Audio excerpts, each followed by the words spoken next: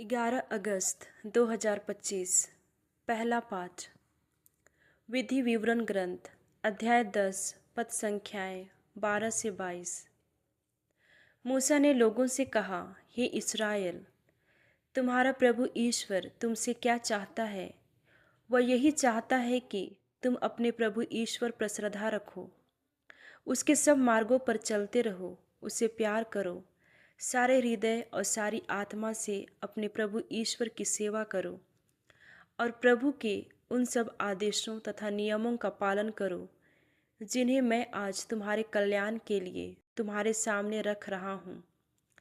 आकाश, सर्वोच्च आकाश, पृथ्वी और जो कुछ उसमें है, यह सब तुम्हारे प्रभु ईश्वर का है। फिर भी प्रभु ने तुम्हारे पूर्वजों को प्यार किया और उनको अपनाया। उनके बाद उसने उनके वंशजों को अर्थात तुमको सभी राष्ट्रों में से अपनी प्रजा के रूप में चुन लिया, जैसे कि तुम आज हो। अपने हृदयों का खतना करो और हठधर्मी मत बने रहो, क्योंकि तुम्हारा प्रभु ईश्वर ईश्वरों का ईश्वर तथा प्रभुओं का प्रभु है।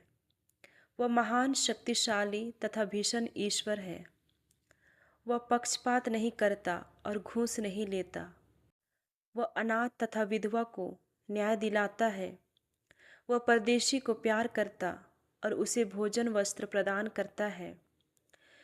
तुम परदेशी को प्यार करो, क्योंकि तुम लोग भी मिस्र में परदेशी थे। तुम अपने प्रभु ईश्वर पर श्रद्धा रखोगे, उसकी सेवा करोगे, उससे जुड़े रहोगे और उसके नाम की शपथ लोगे। तुमको उसकी स्तुति करनी चाहिए, वह तुम्हारा ईश्वर है। उसने तुम्हारी आँखों के सामने तुम्हारे लिए महान तथा विस्मयकारी कार्य संपन्न किए हैं। जब तुम्हारे पूर्वज मिस्र में आए तो उनकी संख्या 70 ही थी, और अब तुम्हारे प्रभु ईश्वर ने तुम लोगों को आकाश के तारों की तरह असंख्य बना दिया है। प्रभु की वाणी। संत मत्ती के अनुसार पवित्र सुसमाचार अध्याय 17 पद संख्याएं 22 से 27। जब वे गलीलिया में साथ साथ घूमते थे तो यीशु ने किसी दिन अपने शिष्यों से कहा, मानव पुत्र मनुष्यों के हवाले कर दिया जाएगा। वे उसे मार डालेंगे और वह तीसरे दिन जी उठेगा। यह सुनकर शिष्यों को बहुत दुख हुआ। वे कफरनाहुम आए थे। मंदिर के कर उगाहने वालों ने पेतरुस के पास आकर पूछा, क्या तुम्हारे गुरु मंदिर का कर नहीं देते? उसने उत्तर दिया, देते हैं। जब पेतरुस घर पहुंचा तो उसके कुछ कहने से पहले ही यीशु ने पूछा, सिमोन, तुम्हारा क्या विचार है? दुनिया के राजा किन लोगों से चुंगी अथवा कर लेते हैं, अपने ही पुत्रों से अथवा परायों से? पेतरुस ने उत्तर दिया, परायों से।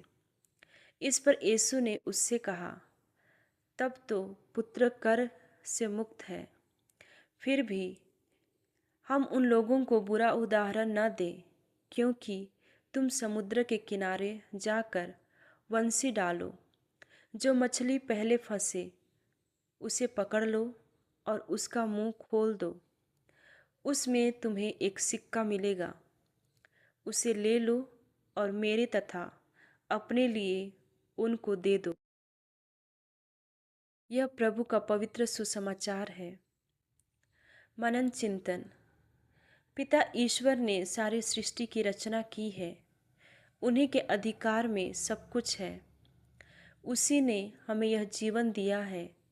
हमारी मृत्यु के बाद उसी से हमारा सामना होगा। उसी को हमें जीवन का हिसाब देना है। आज के सुसमाचार में प्रभु यीशु इस दुनिया को बचाने की कीमत बताते हैं। उन्हें बहुत दुख उठाना होगा। गैर यहूदियों के हवाले कर दिया जाएगा, मार डाला जाना और तीसरे दिन फिर जी उठना होगा। इस दुनिया को बचाने की यह कीमत होगी और यह कीमत उन्हें अपना खून बहाकर चुकानी होगी। जो दुनिया के लिए अपना जीवन कुर्बान करने के लिए तैयार है, उससे चंद सिक्कों के रूप में कर मांगा जा रहा है। ऐसा अक्सर हमारे साथ भी होता है। हम प्रभु यीशु के बलिदान की कीमत को नज़रअंदाज करके दूसरी चीज़ों को अधिक महत्व देते हैं। हमें प्रभु ने मुक्ति का वरदान दिया है और हम उनसे सांसारिक वस्तुएं मांगते हैं।